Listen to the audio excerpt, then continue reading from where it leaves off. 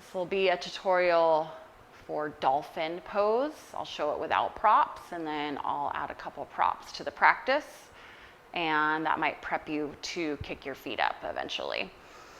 So for dolphin, you do need to make sure you've got some chest openers that have happened, some hamstring lengthening, core work, always good, inner thigh stuff.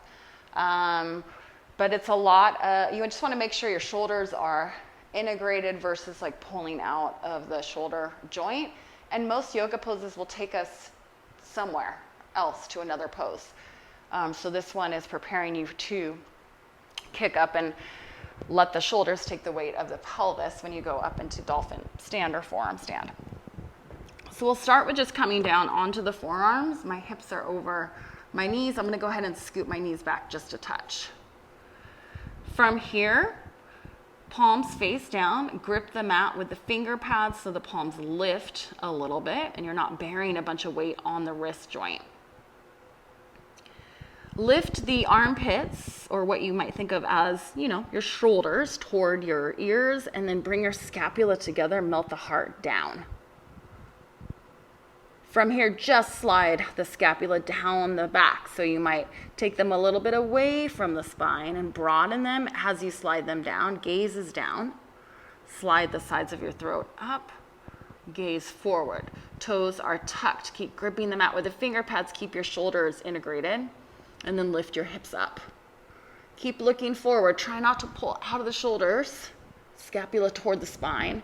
Walk your feet forward toward your face, little bend of the knees, gaze is forward. And we get these hamstrings out of the way by having the bend in the knees. If I didn't bend the knees, I'd start to round into my low back. And that's not where we want to spend a bunch of time. Instead, I want to keep the natural curve of the spine.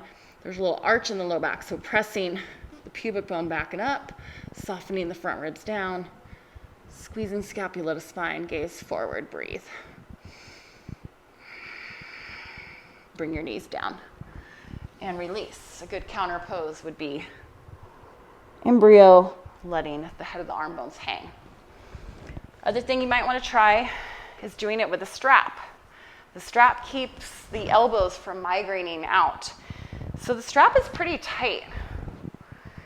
It's as if the elbows could just graze the rib cage, kind of like a cheat chaturanga, if you were to do a push-up and basically let the upper arms support the torso. That's kind of what we're looking for the sake of this exercise. Otherwise, chaturanga, which could be a different video, you do want the elbows sliding past the rib cage, not connecting to it. So we come down to the forearms. Fingers spread nice and wide, claw the mat with the finger pads. You could even walk your elbows in a little bit and then slide the forearms out. That way the skin catches. You could even go a little bit tighter.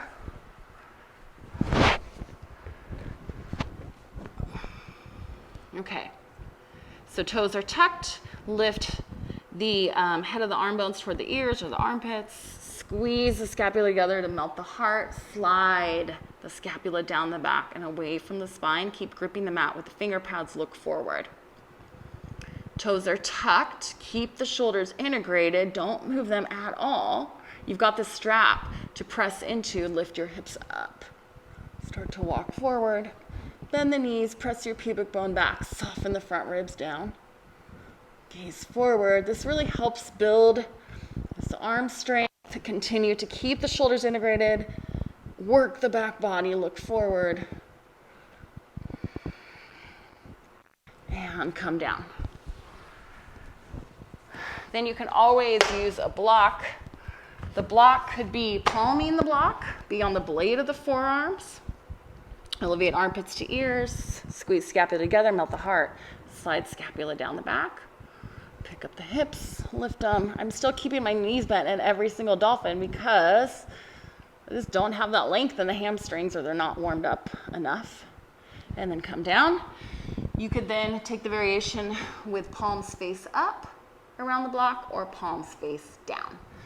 So there's lots of different variations there. What we want to keep in mind is we still want external rotation with the shoulders, with the upper arms, and the forearms turn in. We're gripping the mat with the finger pads.